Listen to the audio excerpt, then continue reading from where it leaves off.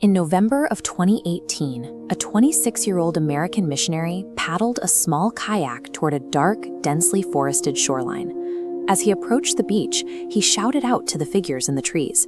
Their response was immediate, a volley of arrows fired directly at him. The local fishermen who had illegally transported him to the island watched through binoculars from a safe distance. The next morning, they witnessed the tribe dragging the young man's lifeless body across the white sand.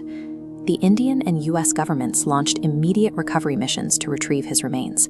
But every single time a vessel approached the beach, it was met with an impenetrable wall of spears and arrows, forcing the marine authorities to immediately retreat. This was a modern-day execution on an island operating entirely outside the jurisdiction of global law. This satellite image shows North Sentinel Island, a 72-square-kilometer restricted zone in the Bay of Bengal, completely walled off by hidden reefs and dense jungle. Because the canopy is so thick, it is impossible to see what lies beneath it.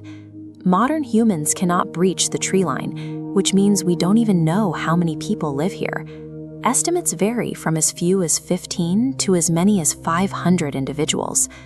The people living underneath those trees are the direct descendants of the very first human migration out of Africa.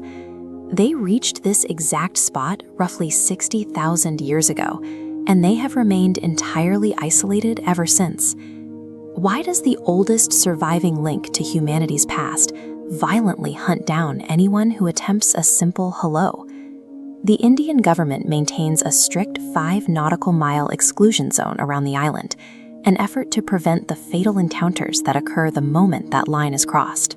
In 1981, a massive cargo ship called the Primrose was caught in a violent storm in the Bay of Bengal.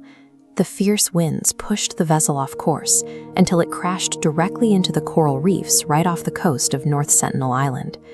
The stranded sailors radioed for help and waited, but as night fell, they watched from the deck as ancient warriors gathered on the shoreline. The tribe was actively building small boats to come out and slaughter them. A rescue helicopter managed to evacuate the crew just as morning broke. In 2006, 2 exhausted local fishermen fell asleep at anchor and drifted slightly too close to the island shore. They were killed immediately. When a Coast Guard helicopter tried to retrieve their bodies, it was chased away by arrows. The island makes no distinction between an accidental castaway and an invading army. It functions as a lethal fortress, executing all intruders on sight. To understand this relentless aggression, we have to look back to the year 1880. British naval officer Maurice Fiddle Portman landed on North Sentinel Island with a heavily armed team. He trekked deep into the jungle and captured an elderly Sentinelese couple and 4 young children. Portman forced them onto his ship and brought them back to Port Blair. Because these people lived in complete isolation for millennia, they had zero biological immunity to diseases. The elders rapidly became ill and died. Realizing his mistake, Portman dropped the 4 sick children back on the island's beach. The tribe learned exactly what happens when outsiders arrive. Their hostility is a permanent 140-year-old law of self-defense, born directly from the trauma of kidnapping and biological poisoning. This photograph shows the aftermath of the 2004 Indian Ocean tsunami. It wiped out modern coastal cities across 14 countries and killed over 230,000 people. When the Indian military flew a helicopter over North Sentinel Island to check for survivors, they captured this image. A lone indigenous man standing perfectly unharmed on the beach, aiming his spear at the sky. They had safely survived by reading the ocean's shifts and retreating to higher ground well before the waves hit. The same people who outmaneuvered the ocean's wrath possess zero defenses against the common flu. Their deep mastery of nature is canceled out by a total lack of biological immunity. Their violent border control acts as a biological quarantine. They are not committing murder, they are preventing the extinction of their people.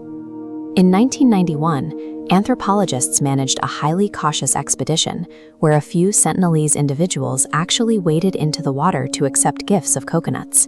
But the Indian government quickly stepped in and permanently banned all further contact. History proves that for groups like this, exposure always leads to decimation. This portrait shows a man from a neighboring Andaman tribe. Groups like the Great Andamanese used to number in the thousands. After contact with the outside world, foreign diseases caused their population to plummet to just a few dozen. The 2018 missionary's death was not just a personal tragedy. His intrusion threatened to biologically annihilate an entire civilization. If the Sentinelese are wiped out, an ancient language that linguists cannot trace to any known family will vanish. An organic library of ancient survival knowledge will be erased from the universe forever. Our culture measures success by exploration and the spread of knowledge. Yet for this tribe, that same impulse results in a death sentence. They live completely free from the stress and trappings of modern society. They measure their success purely by continuous survival. Human progress can act as a poison. The greatest act of humanity we can offer the Sentinelese is to leave their mystery